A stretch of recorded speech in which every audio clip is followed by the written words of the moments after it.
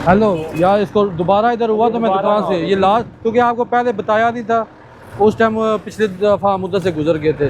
लेकिन ये आज आपको मैं लास्ट वार्निंग दे रहा हूँ कि इसके बाद अगर ये हुआ तो मैंने दुकान सील कर दी है। ठीक है, आ जाओ वैसे आगे आओ,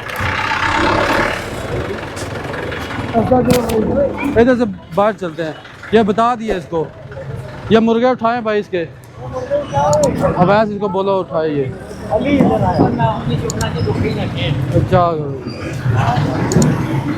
ये कौन सी रोड है?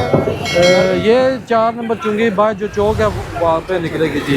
ये सेवर फूड है यहाँ पे आगे, अच्छा अच्छा, ये उसकी बैक साइड है ये। ट्रक किस साइड से ले आओ ट्रक इस तरफ से जाएगा जी। जी।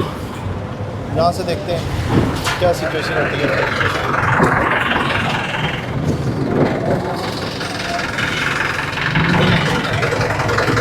अब ऐसे बाबर आ गया।